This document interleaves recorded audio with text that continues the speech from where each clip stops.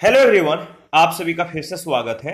ये घटना चक्र साइंस का डिस्कशन है। हम लोग बायोलॉजी को डिस्कस करें। बायोलॉजी में हमारा टॉपिक चल रहा है परिसंचरण तंत्र। इससे पहले वाले सेशन में प्रश्न संख्या 25 तक ऑलरेडी हम लोगों ने डिस्कस कर लिया था। आज का जो सेशन है 26 से स्टार्ट करेंगे। डिस्कशन को स्टार्ट करने से पहले मैं बता दूं कि इसका पीडीएफ अवेलेबल है। अगर आपको पीडीएफ चाहिए तो Telegram channel, Telegram quiz group या चैनल के कम्युनिटी बॉक्स में जाइए, वहां पर इसके रिगार्डिंग में इंफॉर्मेशन को अपडेट कर दिया गया है। तो चलिए स्टार्ट करते हैं। 26, निम्न उपकरणों में किसको रक्तचाप नापने के लिए प्रयुक्त करते हैं? निम्न उपकरणों में किसको रक्तचाप नापने के लिए प्रयुक्त करते हैं? तो सही जवाब है एस्फिग्नोमैनोमीटर। देखिए, मनुष्य का औसत रक्तचाप 120/80 होता है। धमनियों में रक्तदाब की दो अवस्थाएं होती हैं। पहले को प्रंकुचन दाब और दूसरे को प्रसारण दाब कहते हैं।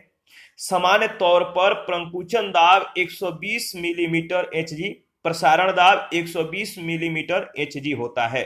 रक्तचाप को डॉक्टर जो है एस्फिग्नोमैनोमीटर यंत्र के द्वारा मापता है, याद रखिएगा। 26 है, किसी व्यक्ति का रक्तचाप 140 mmHg है, तो इस उल्लेख में Hg से क्या तात्पर्य है? Hg का मतलब क्या है? तो देखिए, Hg का मतलब है मरकरी से। बी ऑप्शन बिल्कुल सही जवाब है। मनुष्य का औसत रक्तचाप 120/80 होता है। जब कोई डॉक्टर हमारा रक्तचाप नापता है तो वह वायुमंडलीय दाब के सापेक्ष होता है। यदि किसी व्यक्ति का रक्तचाप 140 mmHg है तो इसमें Hg से तात्पर्य रासायनिक तत्व मरकरी अर्थात पारे से है। 28 नंबर है, जब एक व्यक्ति वृद्ध होते जाता है तो सामान्यतः उसका रक्त का दाब क्या होता है? बढ़ जाता है, घट जाता है, उतना ही रहता है या बदलता रहता है? जब एक व्यक्ति वृद्ध हो जाता है, बूढ़ा हो जाता है, तो सामान्यतः उसका रक्त दाब जो होता है क्या होता है? याद रखिएगा, बढ़ जाता है। बी ऑप्शन बिल्कुल सही जवाब है। उम्र के बढ़ने के साथ साथ मानव में ब्लड प्रेशर बढ़ जाता है। सामान्य रक्तदाब यानी ब्लड प्रेशर 120/80 होता है, किंतु इससे अधिक होने पर उच्च रक्तदाब हाई ब्लड प्रेशर, जबकि 120/80 से कम होने पर लो ब्लड प्रेशर हो जाता है। रक्तदाब को एस्फिग्नोमैनोमीटर नामक यंत्र से मापते हैं। प्रश्न संख्या 29, नीचे 4 व्यक्तियों के रक्तदाब का मान दिया गया है। Shrimati X, Shri X, Shri Y, Shrimati Y. इनमें से किसका रक्तदाब सामान्य है? तो आपको मालूम है इसका सही जवाब क्या होगा? तो जिसका रक्तदाब 120/80 है सामान्य होगा, यानी श्री वाई का जो रक्तदाब है वो सामान्य है। ठीक है, श्री वाई का रक्तदाब यानी ब्लड प्रेशर सामान्य है, क्योंकि एक स्वस्थ वयस्क मानव का रक्तदाब लगभग 120/80 होता है, जिसमें प्रंकुचन दाब 120 mmHg है, जबकि प्रसारण या अनुशीतलन दाब 80 mmHg है। श्रीमती एक्स का रक्तचाप सामान्य से कम है, जबकि श्री एक्स और श्रीमती वाई के रक्तचाप सामान्य से अधिक है। प्रश्न संख्या 30, हमारे शरीर में रक्त का दाब होता है। हमारे शरीर में रक्त का दाब होता है, बताइए इसका सही जवाब क्या होगा? हमारे शरीर में रक्त का दाब वायुमंडलीय दाब से अधिक होता है। बी ऑप्शन बिल्कुल सही जवाब। जब कोई डॉक्टर हमारा रक्तचाप नापता है तो वह वायुमंडलीय दाब के सापेक्ष होता है। उदाहरण के तौर पर यदि डॉक्टर के द्वारा नापा गया रक्तचाप 120 mmHg है, यानी इसका अर्थ है कि यह दाब वायुमंडलीय दाब से 120 mmHg अधिक है।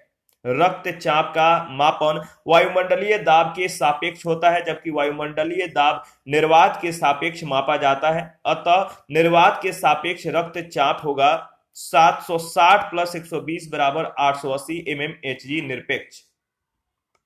31 है, रक्त समूहों की खोज किसने की? तो बताइए, ब्लड ग्रुप के जो खोज है किसने की? रक्त समूहों की खोज किसने की? बहुत ही महत्वपूर्ण सवाल है, कई बार यह सवाल पूछे जा चुके हैं। तो सही जवाब है कार्ल लैंडस्टीनर ने। रक्त समूहों की खोज कार्ल लैंडस्टीनर ने की। 1900 ईस्वी में कार्ल लैंडस्टीनर ने 4 रक्त समूहों blood group A, blood group B, blood group A B और ओ की खोज की। बाद में रिसस बंदर में एक अलग फैक्टर ढूंढा गया जिसे RH फैक्टर नाम दिया गया। 32 नंबर है, RH कारक का नाम संबंधित है एक प्रकार के। RH कारक का नाम संबंधित है एक प्रकार के। तो याद रखिएगा बंदर से, यानी सी ऑप्शन बिल्कुल सही जवाब है। 33 नंबर, निम्न रक्त वर्ग सार्वत्रिक दाता होता है। निम्न रक्त वर्ग सार्वत्रिक दाता होता है। तो देखिए इसका सही जवाब हो जाएगा यूनिवर्सल डोनर जो होता है ब्लड ग्रुप ओ वाले, याद रखिएगा। देखिए अगर बात करें तो blood group O universal donor होता है क्योंकि इसमें कोई प्रतिजन यानी एंटीजन नहीं होता है। इसका रुधिर जो होता है सभी वर्ग के व्यक्तियों को चढ़ाया जा सकता है। दूसरी ओर इस वर्ग के प्लाज्मा में दोनों प्रतिरक्षियों की उपस्थिति के कारण किसी भी अन्य वर्ग के व्यक्ति का रुधिर इस वर्ग के व्यक्तियों को नहीं चढ़ा सकते। रक्त वर्ग ए बी सर्वग्राही यानी यूनिवर्सल रेसिपिएंट होता है, सर्वग्राही होता है। 34 नंबर है, मानव रक्तदान के लिए कौन सा रक्त समूह सार्वत्रिक दाता यानी यूनिवर्सल डोनर होता है? तो आपको मालूम है यूनिवर्सल डोनर किस ब्लड ग्रुप को कहते हैं? तो इसका सही जवाब हो जाएगा, याद रखिएगा, blood group O. Blood group O जो होता है यूनिवर्सल डोनर होता है। और 35 नंबर में भी सेम प्रश्न है, किस रक्त वर्ग वाला व्यक्ति सार्वत्रिक दाता होता है? किस रक्त वर्ग वाला व्यक्ति सार्वत्रिक दाता होता है? तो ब्लड ग्रुप वो वाला यानी ऑप्शन ए। 36 नंबर है, अभिकथन ए बी रक्त समूह के लोग सार्वभौमिक प्राप्त करता होते हैं। कारण आर, रक्त समूह ए बी की लाल रक्त कोशिकाओं में कोई एंटीजन नहीं होता है एवं इसीलिए अन्य किसी रक्त समूह के साथ समूहन नहीं होता। ठीक है, तो इन दोनों में से कौन सा कथन सत्य है? देखिए अगर बात करें तो इसमें ए सही है लेकिन आर गलत है। सी ऑप्शन बिल्कुल सही जवाब। ब्लड ग्रुप ए समूह के लोग सार्वभौमिक प्राप्त करता होते हैं क्योंकि इनमें एंटीजन ए और बी दोनों होते हैं। कोई प्रतिपिंड या एंटीबॉडी नहीं होता इसमें, जिसके कारण एग्लूटिनेशन नहीं होता है। अतः ए बी रक्त वर्ग वाले व्यक्तियों को किसी भी रक्त वर्ग का रक्त दिया जा सकता है। 37 सार्वभौमिक स्वीकार्य रक्त समूह है। सार्वभौमिक स्वीकार्य रक्त समूह है। इसका सही जवाब क्या होगा कमेंट करके बताइए, बहुत महत्वपूर्ण सवाल है। सार्वभौमिक स्वीकार्य रक्त समूह है, बताइए।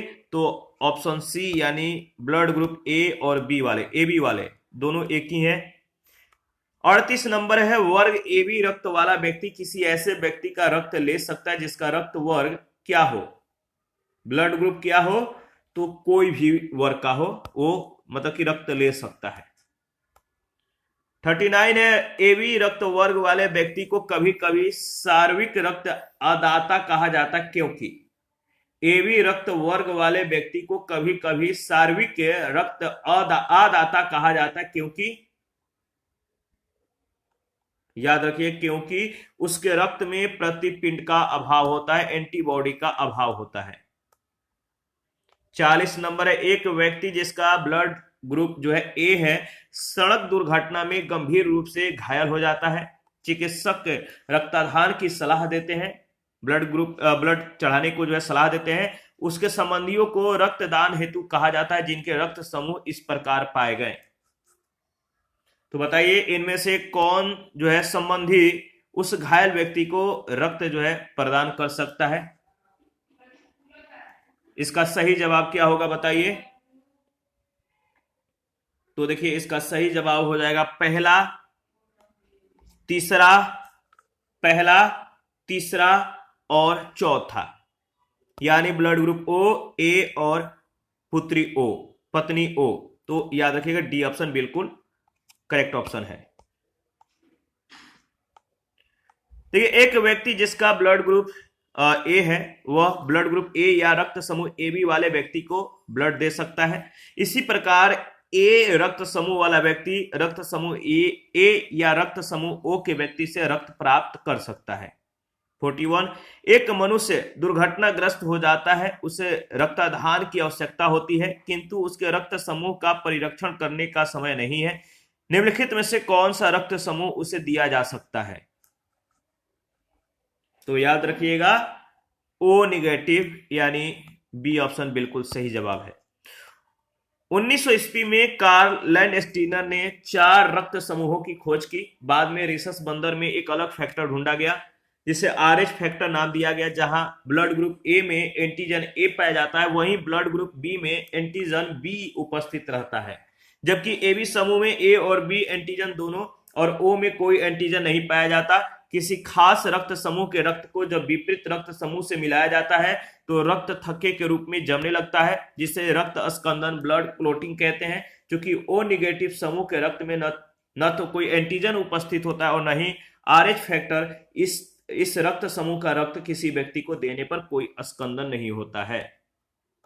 42 है, अज्ञात रुधिर वर्ग का एक व्यक्ति गंभीर रूप से दुर्घटनाग्रस्त हो जाता है और उसे तुरंत जो है ब्लड मतलब कि चढ़ाने की जरूरत पड़ती है। अस्पताल में आसानी से उपलब्ध निम्नलिखित रुधिर वर्गों में से किस एक का रक्त आधान के लिए उपयोग सुरक्षित होगा?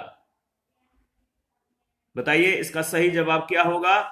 तो O और RH, ऑप्शन ए। 43, एक विवाहित दंपति ने एक बालक को गोद लिया। इसके कुछ वर्ष उपरांत उन्हें जुड़वा पुत्र हुए। दंपति में एक का जो रक्त वर्ग है AB पॉजिटिव है, दूसरे का O निगेटिव है। तीनों पुत्रों में से एक का रक्त वर्ग A पॉजिटिव, दूसरे का B पॉजिटिव और तीसरे का O पॉजिटिव है। गोद लिए पुत्र का रक्त वर्ग कौन सा होगा? बताइए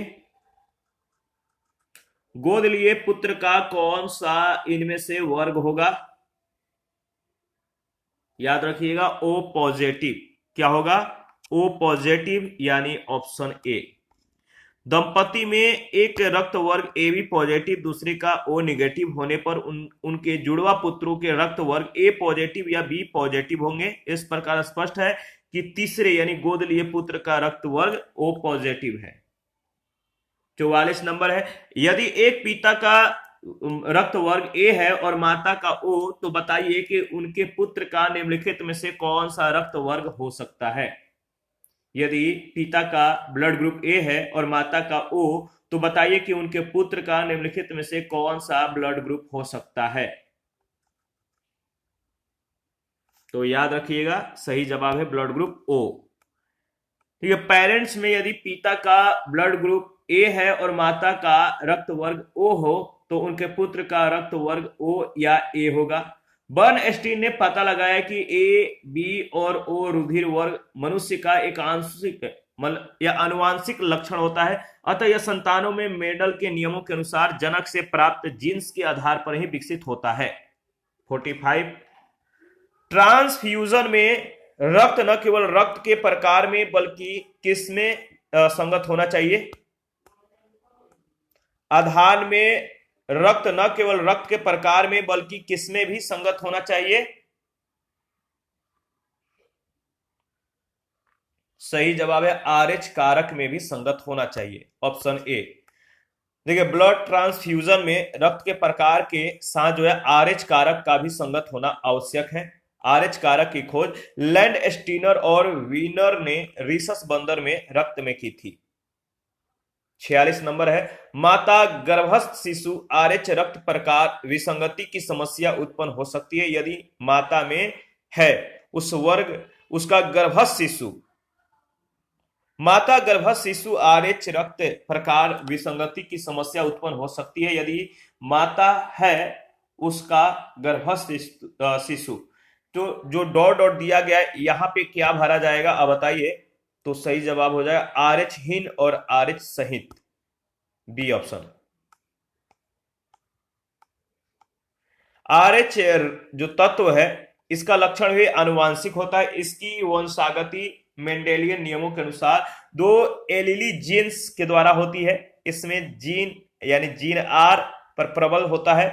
RH हीन या RH माइनस निगेटिव माता genotype R R, R H सहित आर एच प्लस पिता जीनोटाइप आर आर, या कैपिटल आर स्मॉल आर माता के अंडाणु जो है पिता के शुक्राणु से आप देख सकते हैं किस तरह से मतलब कि रिएक्ट होता है। माता गर्भस्थ शिशु आरएच रक्त प्रकार विसंगति की समस्या उत्पन्न हो सकती है यदि माता आरएच निगेटिव है, उसका गर्भस्थ शिशु आरएच पॉजिटिव हो। 47 है, किसी एक सामान्य व्यक्ति के रक्त का पीएच स्तर क्या होता है? ब्लड का पीएच मान कितना होता है? तो याद रखिएगा 7.35 से 7.45 के बीच, सी ऑप्शन। रक्त का सामान्य पीएच स्तर 7.35 से 7.45 के बीच यानी 7.4 होता है। एसिडोसिस एवं अल्कालोसिस से पीड़ित रोगियों का पीएच स्तर इस सीमा से बाहर होता है। रक्त का पीएच मान कितना होता है? रक्त का पीएच मान 7.4 होता है, सी ऑप्शन। मनुष्य के शरीर का रक्त का पीएच मान कितना होता है? मनुष्य के शरीर के रक्त का पीएच मान कितना होता है? सही जवाब है 7.4, सी ऑप्शन। 50, प्रतिजन वह पदार्थ है यानी एंटीजन वह पदार्थ है जो क्या करता है? एंटीजन वह पदार्थ है, याद रखिएगा, जो क्या करता है? जो प्रतिपिंड के निर्माण को उद्दीप्त करता है। प्रतिपिंड के निर्माण को उद्दीप्त करता है यानी डी ऑप्शन। एंटीजन वे पदार्थ होते हैं जो प्रतिपिंड या एंटीबॉडी के निर्माण को उद्दीप्त करते हैं, प्रतिरक्षा तंत्र को प्रवर्तित करते हैं। प्रतिजन दो प्रकार की ग्लाइकोप्रोटीन्स के रूप में होते हैं, ए और बी। एंटीबॉडी भी जो है दो प्रकार के होते हैं, ए रोधी और बी रोधी, किंतु ये विशुद्ध प्रोटीन्स के रूप में होते हैं। 51, प्रतिजन ऐसा पदार्थ है जो, प्रतिजन ऐसा पदार्थ है जो प्रतिरक्षा तंत्र को प्रवर्तित करता है। प्रतिरक्षा तंत्र को क्या करता है? प्रवर्तित करता है। 52, निम्न में से एंटीजन्स की मूल विशेषता क्या है? निम्न में से एंटीजन की मूल विशेषता क्या है? तो याद रखिएगा वे प्रतिरक्षियों के निर्माण को प्रेरित करते हैं। 53 है, शरीर में निम्न में से कौन सा संक्रमण से हमारी रक्षा करता है? शरीर में निम्न में से कौन सा संक्रमण से हमारी रक्षा करता है? तो याद रखिएगा WBC यानी बी ऑप्शन।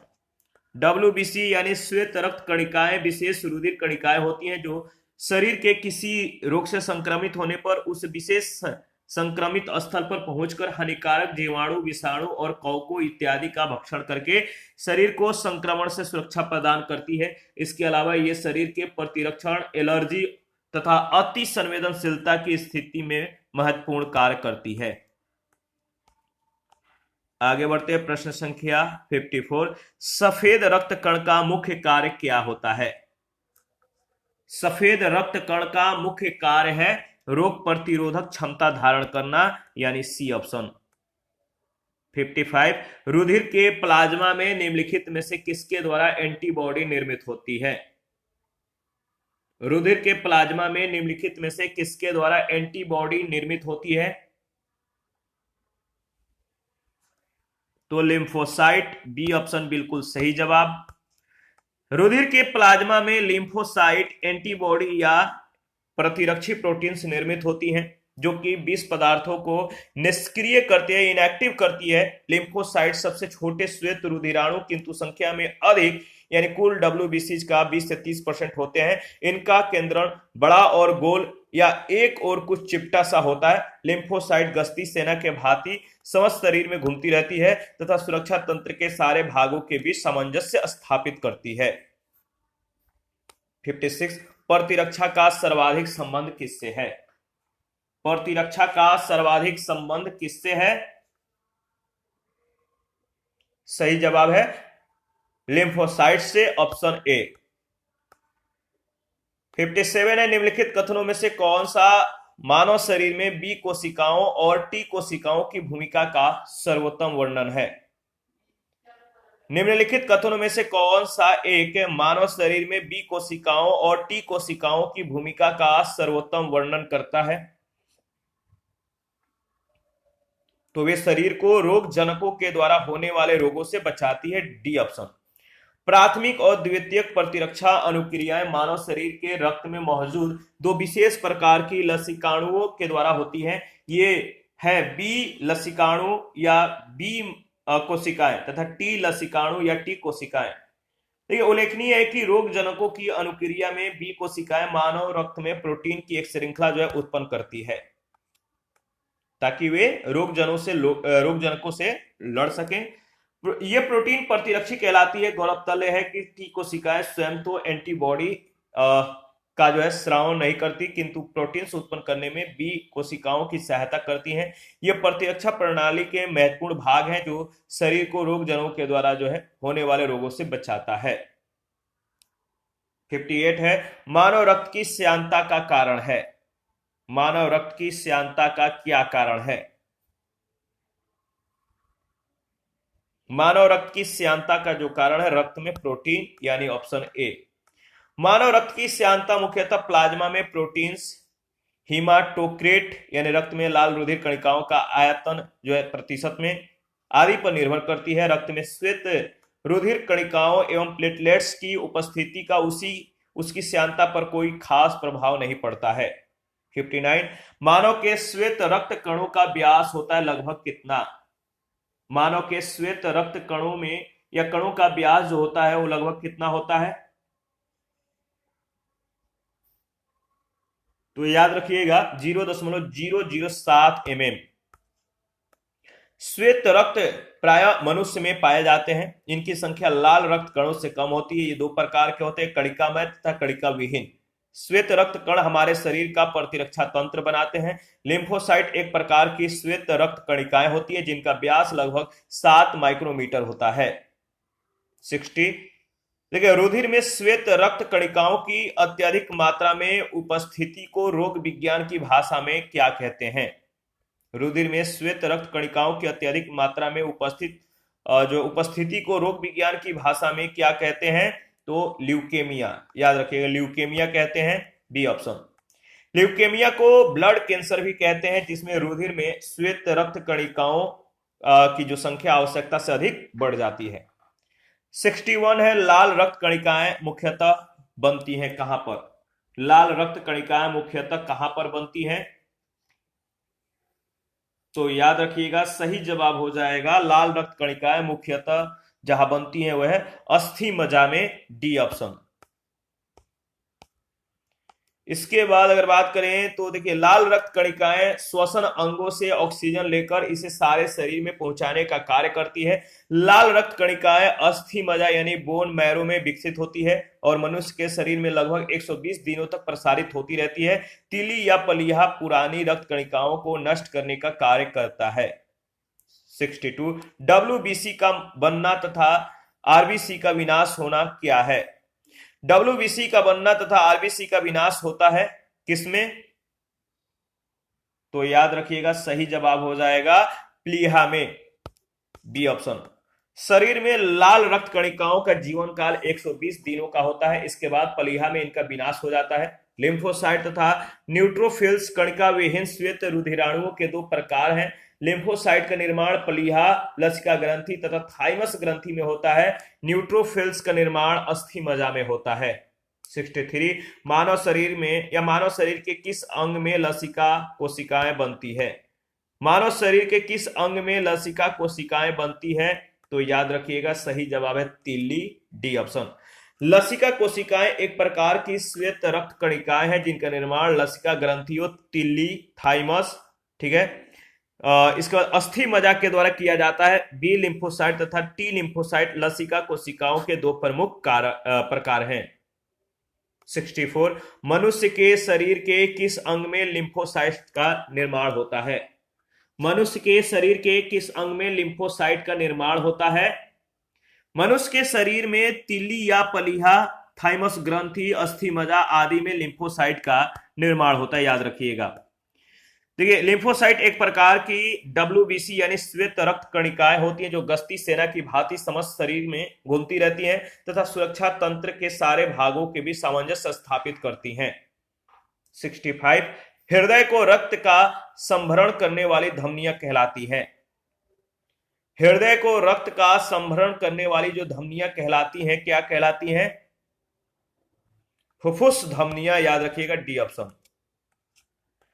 हृदय को रक्त का संभरण करने वाली धमनियां हृदय धमनियां कहलाती हैं, जो कि शुद्ध रुधिर को, प्योर ब्लड को स्वयं हृदय की दीवार तक पहुंचाने का कार्य करती हैं। स्तनियों का हृदय 4 चेम्बर्स में बटा होता है, जिसमें 2 अलिन 2 निलय पाए जाते हैं, जबकि फुफ्फुस धमनियां हृदय से फेफड़ों तक रक्त पहुंचाती है, ब्लड पहुंचाती है।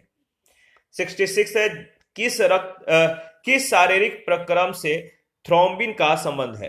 किस शारीरिक प्रक्रम से थ्रोम्बिन का संबंध है? तो याद रखिएगा, सही जवाब क्या होगा? इसका सही जवाब हो जाएगा रक्त जमाव, बी ऑप्शन। रक्त का थक्का यानी ब्लड क्लोटिंग बनने की प्रक्रिया एक जटिल रासायनिक प्रक्रिया होती है, जिसमें 3 चरणों में यानी 3 स्टेप में बटा गया है। इसके अंतिम चरण में थ्रोम्बिन एक एंजाइम की भांति कार्य करके प्लाज्मा की घुलनशील फाइब्रिनोजन प्रोटीन के फाइब्रिन नामक अघुलनशील प्रोटीन अणुओं में संश्लेषण को प्रेरित करता है। रुधिर स्कंदन की क्रिया विधि का स्पष्ट विवरण हावेल ने दिया था। 67 है, रक्त का थक्का बनने में फाइब्रिनोजिन को फाइब्रिन के परिवर्तन में भाग लेने वाला एंजाइम है। रक्त का थक्का बनने में फाइब्रिनोजिन को फाइब्रिन के परिवर्तन में भाग लेने वाला जो है एंजाइम है, वो कौन सा है? तो थ्रोम्बिन, सी ऑप्शन बिल्कुल करेक्ट ऑप्शन है। 68 है, प्लाज्मा में जल का प्रतिशत कितना होता है? प्लाज्मा में जल का प्रतिशत कितना होता है? तो याद रखिएगा 90% यानी 90%। रक्त प्लाज्मा रक्त का पीले रंग का तरल घटक है, जिसमें संपूर्ण रक्त कोशिकाएं समान रूप से निलंबित रहती हैं। प्लाज्मा कुल रक्त की मात्रा का 55% तक होता है। प्लाज्मा में लगभग 91 से 92% अंग जल का होता है और शेष 8 से 9% भाग में विभिन्न प्रकार के कार्बनिक और अकार्बनिक पदार्थ होते हैं। 60, किसी सामान्य व्यक्ति के रक्त के संदर्भ में निम्नलिखित में से कौन सा स्थान सही है? किसी सामान्य व्यक्ति में रक्त के संदर्भ में निम्नलिखित में से कुछ कथन दिए गए, इनमें से कौन सा कथन सही है? तो 4 कथन है, 2 कथन यहाँ पे ए और बी और सी जो है नेक्स्ट पेज पर होगा। तो इसका सही जवाब हो जाएगा रक्त में WBC की तुलना में बिंबाणु अधिक होती है, यानी सही ऑप्शन है डी ऑप्शन। देखिए, जो व्हाइट ब्लड कर्पल्स है यानी WBC या ल्यूकोसाइट्स, इसके तुलना में बिंबाणु या रुधिर प्लेटलेट्स की संख्या अधिक होती है, जबकि इन्हीं संख्या लाल रुधिराणुओं की अपेक्षा कम होती है।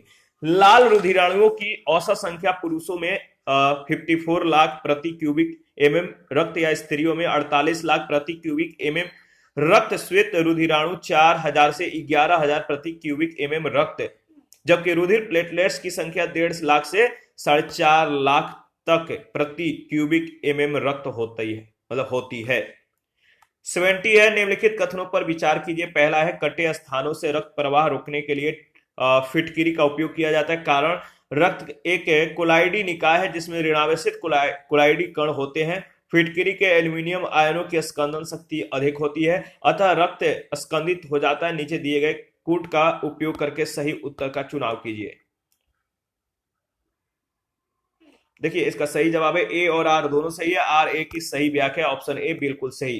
फिटकिरी एक रंगहीन क्रिस्टलीय पदार्थ है। फिटकिरी में उपस्थित एल्यूमिनियम आयनों की अधिक स्कंदन शक्ति के कारण यह रक्त प्रवाह रोकने के लिए काफी जो है कि प्रयोग की जाती है। 71 है, किस देश के वैज्ञानिकों ने एक ऐसा कृत्रिम रक्त बनाया जो प्लास्टिक रक्त के किस्म है, जिसे किसी मरीज को जो है किस्म का विचार किए बिना, किसी प्रकार का विचार किए बिना दिया जा सकता है। तो देखिए, किस देश के वैज्ञानिकों ने एक ऐसा ब्लड कृत्रिम ब्लड बनाया है जो प्लास्टिक रक्त के किस्म है, जिसे किसी मरीज को किसी भी समय बिना विचार किए ब्लड चढ़ाया जा सकता है। तो सही जवाब है ब्रिटेन के याद रखिएगा, शेफील्ड विश्वविद्यालय के वैज्ञानिकों ने कृत्रिम प्लास्टिक रक्त का जो है उत्पादन किया, जिसे आघात स्थिति में खून के विकल्प के रूप में इस्तेमाल किया जा सकता है। यह कृत्रिम रक्त हल्का है और इसे ठंडी जगह में भी रखने की जरूरत नहीं है, साथ ही यह लंबे समय तक खराब नहीं होता है। इसका रक्त को जो है प्लास्टिक कणिकाओं से तैयार किया जाता है। इसी के साथ आज का जो सेशन है समाप्त करते हैं। नेक्स्ट सेशन में उत्सर्जन तंत्र से जो है हम लोग डिस्कशन को स्टार्ट करेंगे। आप अपना प्रतिक्रिया देते रहिए। आपके प्रतिक्रियाओं का हमें बेसब्री से इंतजार रहता है। जिन लोगों ने Telegram channel, Telegram quiz group या फेसबुक पेज, इंस्टाग्राम को ज्वाइन नहीं किया, वीडियो के डिस्क्रिप्शन बॉक्स में उसका लिंक है, आप ज्वाइन कर सकते हैं, हमें सपोर्ट कर सकते हैं। थैंक यू, मिलते हैं नेक्स्ट सेशन में।